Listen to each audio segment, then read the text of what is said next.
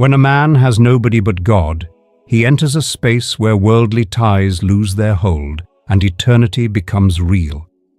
This isn't mere loneliness, it's holy ground. It's where the soul finds its true dependence not on others' approval, not on material security, not on passing comforts, but on God's presence. Some of the greatest men in history spent time alone. Abraham left everything familiar to follow an unseen voice. Joseph was betrayed, sold, jailed, and forgotten before his dream came true.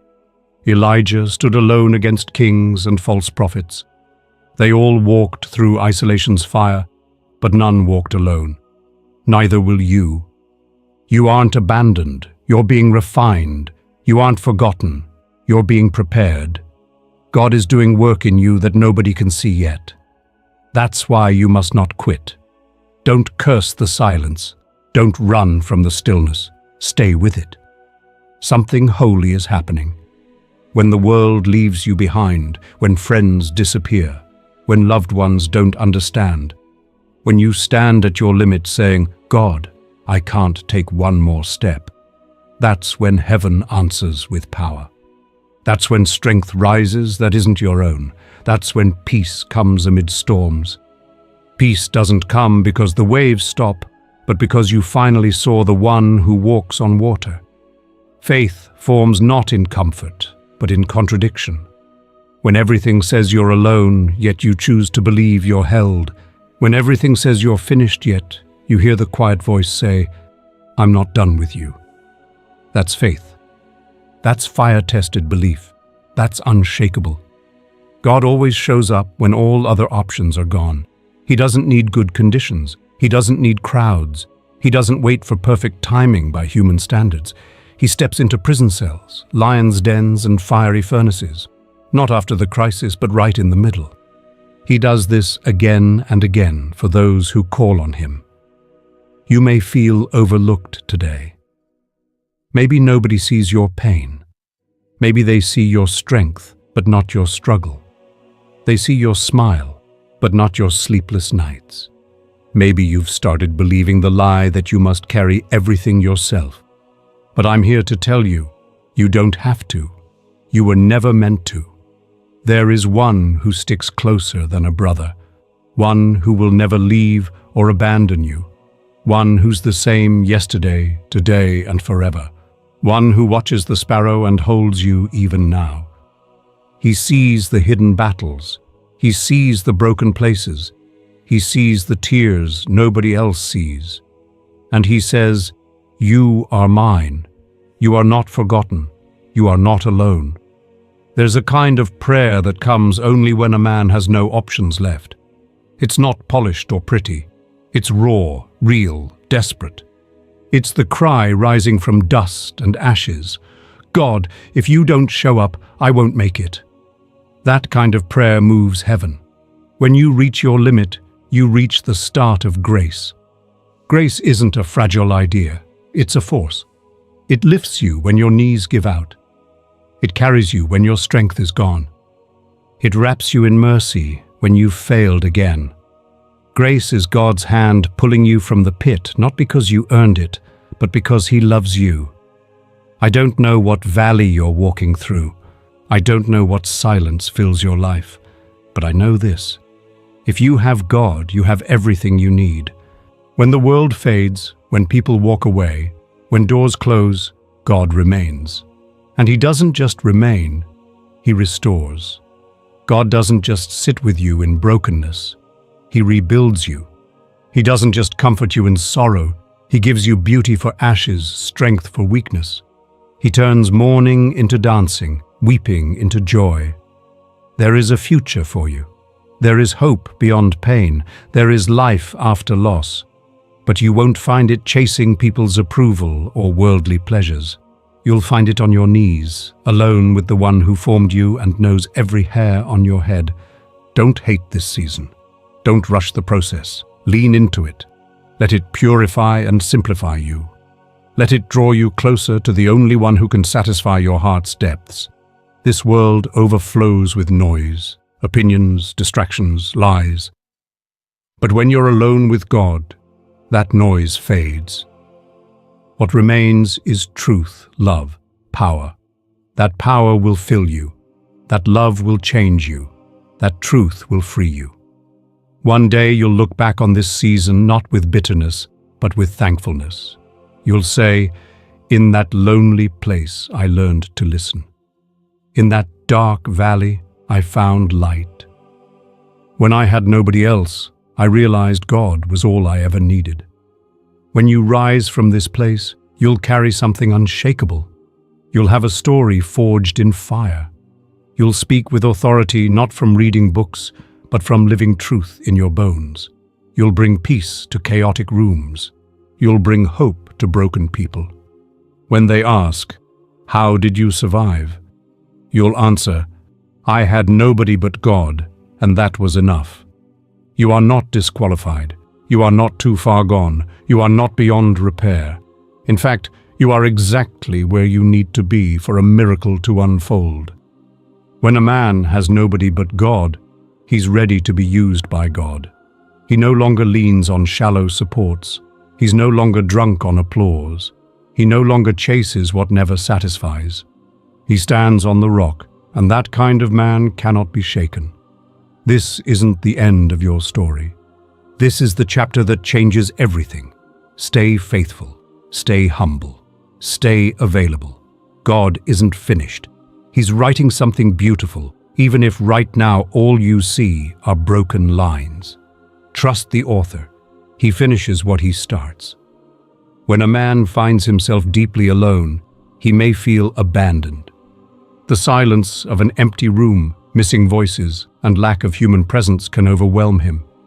In those moments, loneliness feels like a curse, a painful reminder of lost relationships. But what if this solitude isn't a curse at all? What if it's the sacred space where God works most powerfully? The truth is, solitude is often where change happens, where a man can hear God's voice clearly, where his soul takes shape for greater things. In quiet moments alone, a man can strip away the world's distractions. Daily life's hustle drowns out God's gentle voice.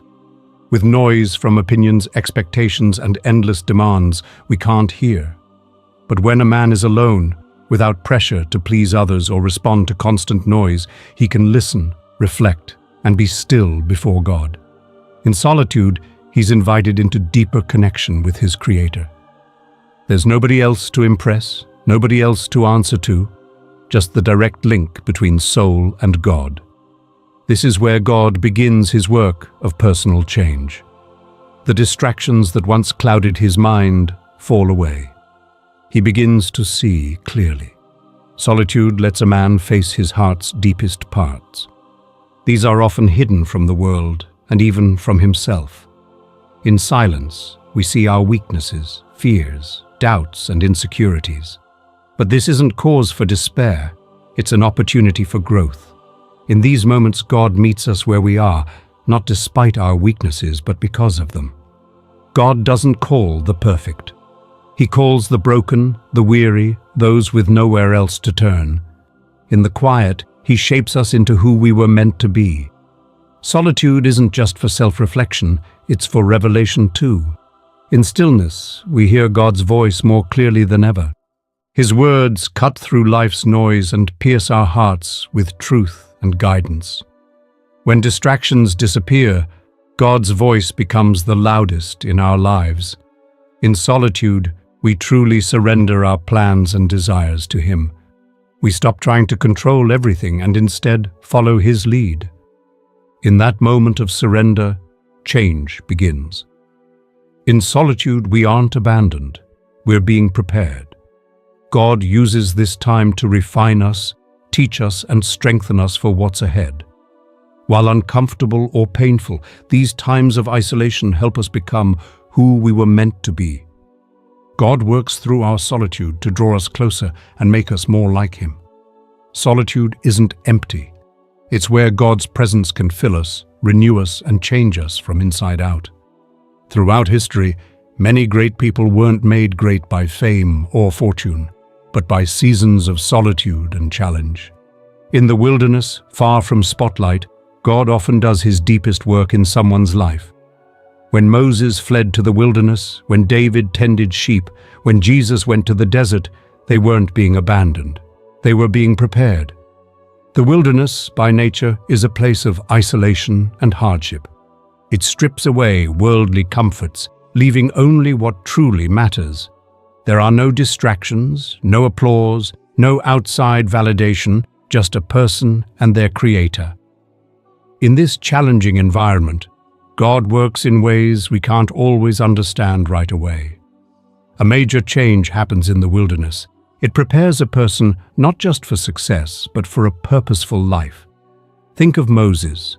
Before leading a nation, he spent 40 years in the wilderness as an exile, running from past mistakes. There he learned humility, patience, and reliance on God. He heard God's voice from a burning bush. In that moment, he realized his life was part of something much bigger. Had he stayed in Egypt surrounded by power and influence, he might never have learned the wilderness lessons. The wilderness wasn't punishment for Moses. It was where God prepared him for a divine purpose that changed history. David, too, was chosen to be king, but didn't immediately take the throne. Instead, he spent years running from King Saul, hiding in caves. During these wilderness years, David grew in strength, character, and trust in God. He learned to lead not through force, but through humility and faith. He wrote many psalms then, raw expressions of emotion, faith, and closeness with God. Had he become king without these formative years, he might not have led with the wisdom and grace that marked his reign. The wilderness isn't just a physical place, it's often a spiritual condition. We all experience seasons of difficulty, loss, or transition. During these times, we may feel far from God's presence and purpose. But these wilderness seasons are often the very places where God prepares us for something greater. They aren't dead ends, they're launching pads for what's ahead. Just as God called Moses and David from the wilderness at the right time, He will bring us out when the time is right. But don't underestimate wilderness preparation. There we learn to rely solely on God, where we're tested and refined, where we discover strength we never knew we had. The wilderness may be difficult, but in these testing times, we become who God needs us to be to fulfill His purposes. In the wilderness, we learn to trust. We learn God is faithful even when we can't see the way forward. We learn His provision is enough, even when resources seem limited. We learn to hear His voice clearly in the desert quiet, away from worldly noise. Here we discover deeper intimacy with God, a relationship built on trust rather than on crowd approval. The wilderness isn't something to run from, it's something to accept. It's where God shapes and prepares us. So when you find yourself in a season of solitude, struggle, or confusion, remember, you aren't forgotten. You're being prepared. The wilderness may be uncomfortable, but it isn't the end. It's where God is preparing you for something far greater than you can imagine. In deep despair, when life feels too heavy and strength to continue seems gone, God's strength shows most clearly. Many see weakness as something to hide, a sign of failure. But to God, weakness is where His strength fully displays. When a man feels he can't go on, stripped of ability and power, he finds strength beyond himself. These seasons bring us face to face with our limits, the harsh reality that we can't control every situation, change every person, or determine every outcome. In these helpless moments, God's strength becomes most evident. His power, working through our weakness, is the most beautiful, life-changing force in the world. Paul, one of the early church's greatest leaders, described this truth when speaking of his own struggles. He prayed 3 times for God to remove a thorn in the flesh that tormented him. God's answer wasn't to remove the pain, but to say, "My grace is enough for you, for my power works best in weakness." 2 Corinthians 12:9. Paul's response was remarkable. "So I will boast all the more gladly about my weaknesses, so that Christ's power may rest on me."